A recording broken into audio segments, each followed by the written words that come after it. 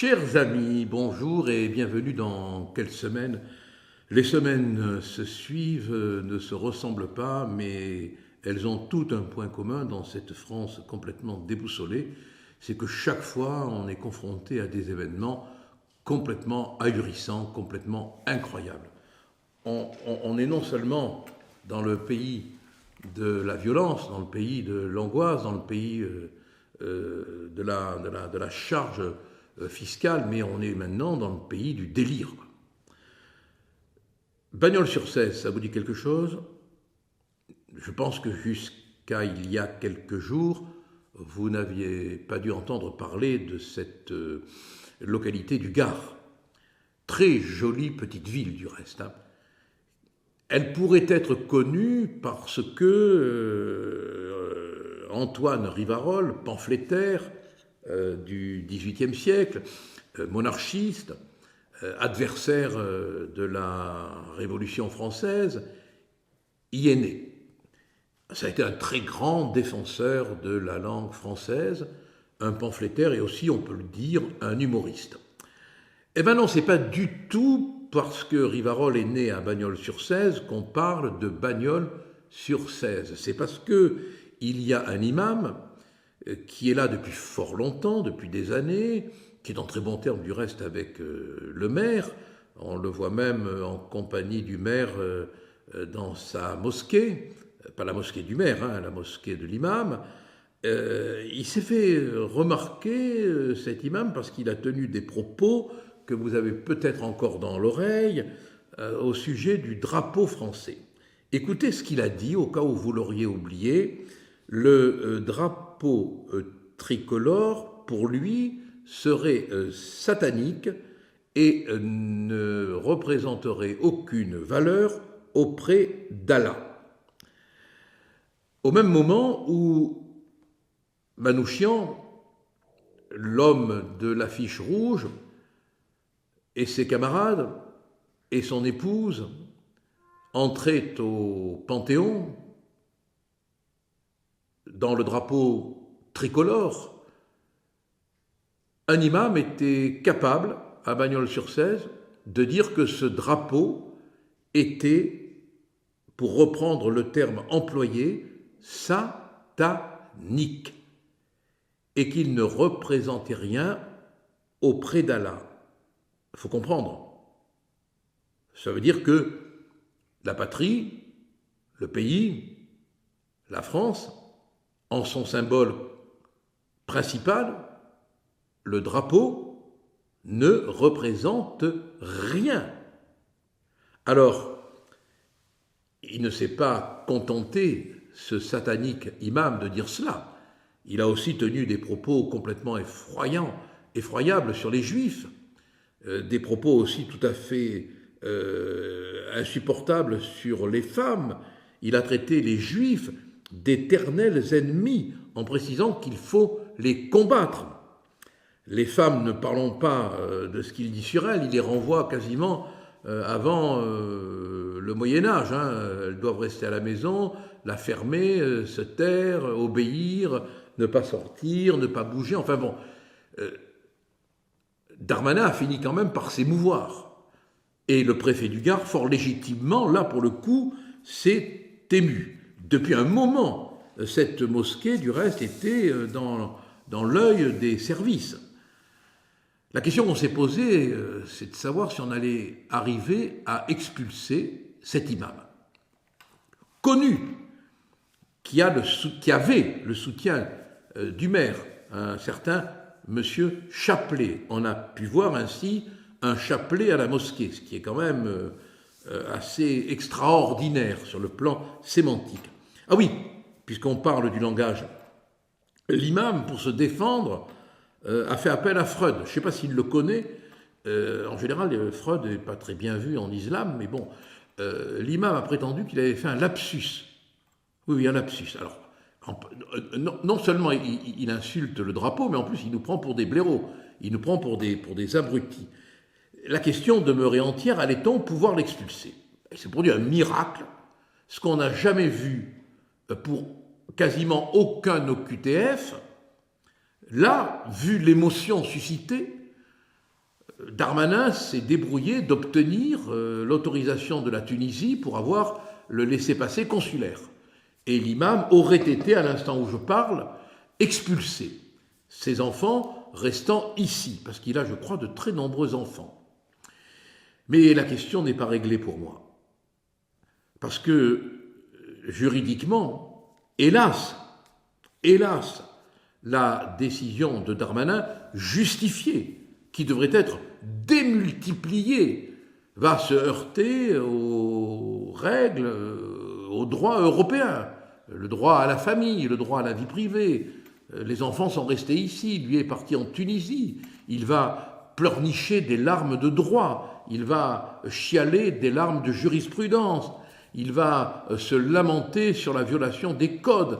Et comme malheureusement le droit européen tel qu'on le connaît, qui précise que toute personne a droit au respect de sa vie privée et familiale, va, vous allez le voir, nous retomber dessus, d'autant qu'il est précisé, il ne peut y avoir ingérence d'une autorité publique dans l'exercice de ce droit. Alors, Darmanin espère peut-être que lorsque le retour de l'imam se produira, les choses passeront inaperçues.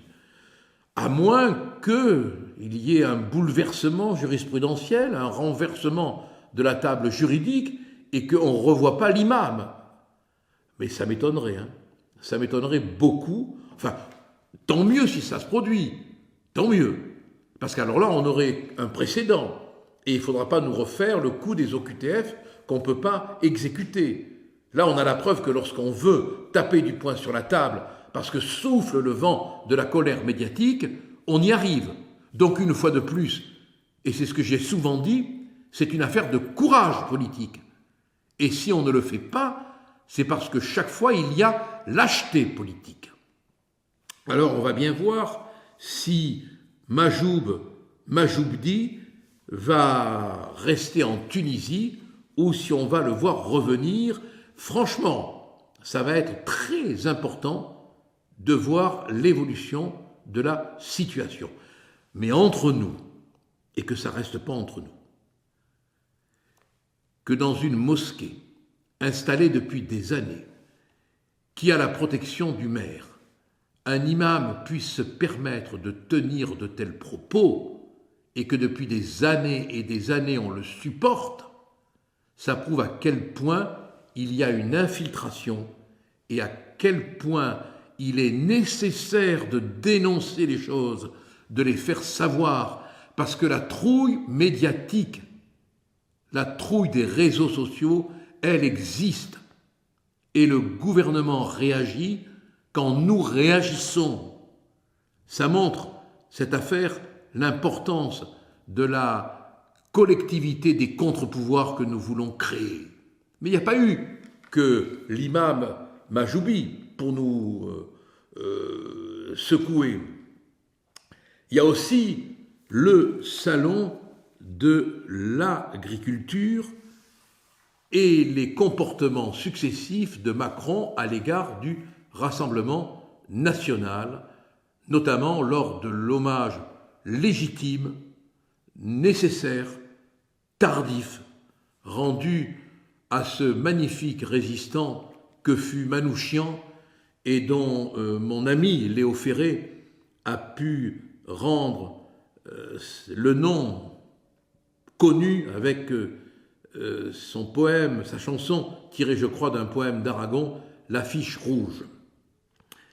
Mais ce qui est dramatique, c'est qu'au moment où Macron décidait de faire entrer Manouchian au Panthéon, il a cru bon, maladroitement, de politiser petitement cet événement en disant que Marine Le Pen ferait peut-être bien de ne pas y venir. Il s'exprimait dans le journal L'Humanité, journal qui a célébré Staline, l'assassin, journal qui a pleuré sur la mort de Staline, le tueur, journal qui a porté le deuil de Staline et qui fut quand même, avant la déclaration de la guerre, le soutien du pacte germano-soviétique. On oublie trop qu'avant que la guerre ne fût déclarée, les soviétiques et les Allemands s'étaient réunis dans un pacte et que les députés communistes avaient dû être interpellés et que le Parti communiste était mis à l'index parce que il était du côté de l'ennemi, ce qui n'enlève rien bien sûr à Manouchian et à son sacrifice ultime, magnifique, bien évidemment. Beaucoup de communistes ont racheté les communistes du pacte germano-soviétique. Mais fallait-il, franchement, je vous pose la question, que Macron utilise ce moment pour faire de la petite politique, contradictoire en plus, parce qu'il avait dit quelque temps avant le contraire sur le Rassemblement national, parce qu'il est en contradiction avec Badinter lui-même, qui avait dit qu'il ne fallait pas imputer à Marine Le Pen ce que son père avait pu dire. Il est en contradiction avec Klarsfeld. Mais bon, il fait de la petite politique. Finalement, c'est un vampire historique, Macron. Comme il n'a pas d'étoffe historique, comme il est évanescent, comme c'est un funambule de l'histoire, il fait de la transfusion historique. Mais même Patrick Chenet, le comédien, s'est rendu compte que Macron faisait de la concurrence, qu'il jouait la comédie. Il a même dit, Chenet, que Macron prenait son pied. Vous vous rendez compte donner cette impression, mais enfin c'est dramatique. Oser dire que le Rassemblement national ne doit pas être présent lors de l'entrée de Manouchian au Panthéon, c'est vraiment faire du commerce politique. Franchement, ces grands moments mériteraient mieux que ces petites récupérations à caractère politique. Mais je pense que Macron a des excuses, parce qu'on a l'impression qu'il perd un peu la boule, hein. Il ne sait plus trop où il en est. Hein. Il va se rendre au salon de l'agriculture. Bon, alors on lui souhaite une belle promenade champêtre. Il a l'intention de recommencer, vous savez, ces longs monologues tels qu'on a pu les voir. Hein. Mais là, il veut monologuer, à mon avis, il se trompe, avec les agriculteurs. Et il n'avait rien trouvé de mieux, on se demande sur le conseil de qui. Il y a l'homme qui parle à l'oreille des chevaux, je voudrais savoir quel est l'homme qui parle à l'oreille de Macron pour le salon de l'agriculture.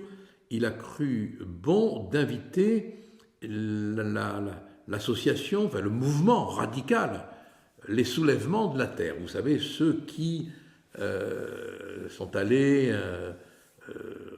abîmer, ravager des champs chez les agriculteurs, ceux qui ont blessé plus de 47 gendarmes,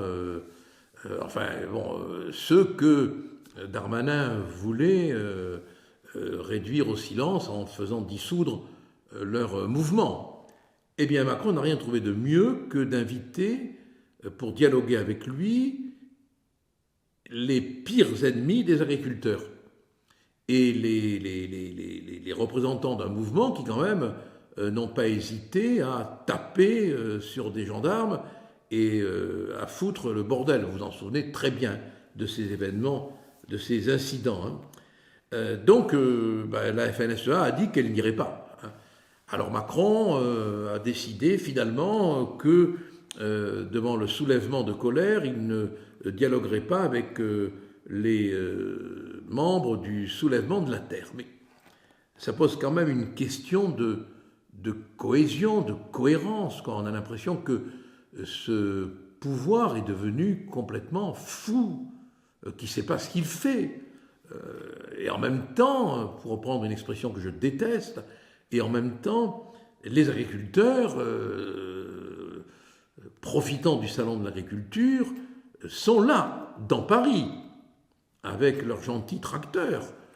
Et on ne sait pas du tout comment les choses vont évoluer.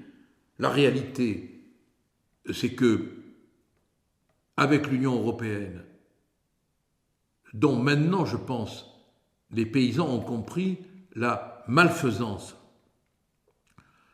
Macron, qui est à genoux devant Ursula, ne fera rien. Du reste, depuis que Attal, le Premier ministre juvénile, a décidé de régler le problème, il n'a rien réglé du tout, rien. On est quasiment comme au premier jour de la colère agricole. Et les paysans, il ne faut pas leur chanter Manon, hein. Ils ont le sens des réalités, le sens du concret. Et vous allez voir que la colère paysanne ne va pas s'arrêter là. Et j'attends avec impatience de savoir ce qui va se passer lors du salon de l'agriculture, où j'aurais bien aimé aller si la grève de la SNCF, grève qui n'est pas d'une grande clarté pour qu'on puisse s'organiser, ne nous en avait pas empêché. Là encore, c'est une particularité française que les grévistes cherchent le moment des vacances pour pénaliser les vacanciers alors qu'ils devraient pénaliser le gouvernement. Voilà la semaine qu'on vient de vivre. Ce n'est à mon avis qu'un début. Et on va voir les choses dans la semaine prochaine s'aggraver parce que le gouvernement est perdu. Le gouvernement est égaré. Le gouvernement ne gouverne plus. Il fait du cinéma, il fait du théâtre. Et il espère combler le vide de son inaction, de son désordre, par du théâtre.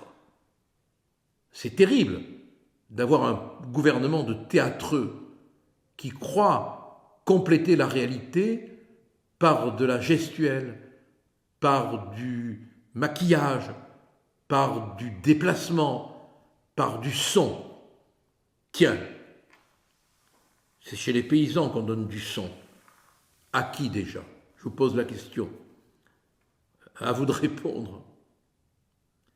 Et en Europe, non? Et en Europe. La question vaut quand même la peine d'être posée. Est-ce que Ursula von der Leyen, elle que les paysans détestent, va rempiler? Lundi, à Berlin, évidemment, il fallait bien que ce soit à Berlin, ça ne pouvait pas être à Strasbourg ou à Bruxelles. Elle a confirmé officiellement qu'elle était candidate à sa propre succession. Décidément, il y a des successions qui sont de plus en plus funèbres. Elle ne veut pas lâcher la présidence de la Commission européenne. Normalement, il ne devrait y avoir aucune réitération de mandat. Ça devrait être un principe démocratique installé. Alors, bien sûr, elle a reçu le soutien de son parti, la CDU. Elle a déclaré, écoutez bien, ça vous fera du réconfort de l'écouter, je prends aujourd'hui une décision consciente et réfléchie. Encore heureux qu'elle soit capable de prendre des décisions conscientes et réfléchies. Je souhaite me présenter à un deuxième mandat. Ben c'est bon, hein, le deuxième mandat. Et puis peut-être que si elle est reconduite, elle n'aura pas à fournir les SMS qu'on lui réclame depuis des mois et des mois et des mois. Elle a le soutien de Macron. Eh oui, tiens, comme il se retrouve, hein. Oui. Macron soutient von der Leyen. Eh oui.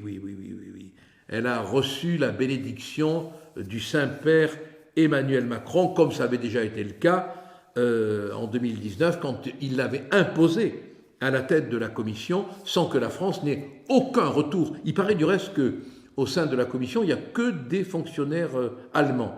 Paraît-il, hein, je ne l'ai pas vérifié, donc je livre l'information à votre contrôle. Voilà. Il paraît que les LR ne soutiendront pas Ursula von der Leyen. Ça, c'est une nouvelle, parce que jusqu'à présent, ils étaient plutôt de son côté. En tout cas, ce qu'on peut espérer dans l'intérêt des agriculteurs, dans l'intérêt aussi d'une espèce d'égalité européenne, c'est qu'elle ne soit pas reconduite. De toute façon, la bonne nouvelle, ce serait, franchement, hein, vu l'état où est l'Union européenne, c'est qu'on ne reconduise pas l'Union européenne dans l'état où elle est. L'ancien patron de Frontex, celui que Ursula avait en quelque sorte viré, est maintenant sur la liste du Rassemblement national. Ils l'ont viré parce qu'ils voulaient que l'Europe ait des frontières. Voilà, ça fait râler tout le monde, ça fait râler tout le monde. On va bien voir comment les choses vont maintenant s'organiser. Mais on va entrer dans une période très, très déstabilisante. Les coups vont partir de tous les côtés. De tous les côtés, vous allez voir. Et nous, on est là avec notre volonté d'organiser des contre-pouvoirs. Parce que ce qui manque le plus dans cette République décadente, ce sont les contre-pouvoirs politiques, judiciaires, fiscaux, administratifs. Et nous, on appelle sur notre modeste chaîne à la création de contre-pouvoirs. C'est la raison pour laquelle, plus vous êtes nombreux à nous suivre, et c'est le cas, plus on se sent fort et plus on pourra vous aider dans l'exercice des contre-pouvoirs que le philosophe Alain, il y a quelque temps déjà, appelait de ses vœux. Il n'y a pas de démocratie sans contre-pouvoir. Or, aujourd'hui, il n'y a plus de contre-pouvoir. Alors, pour que nous puissions être nombreux à lutter, appuyez sur la petite cloche afin que l'on n'entende pas sonner le glas. Merci et à la semaine prochaine.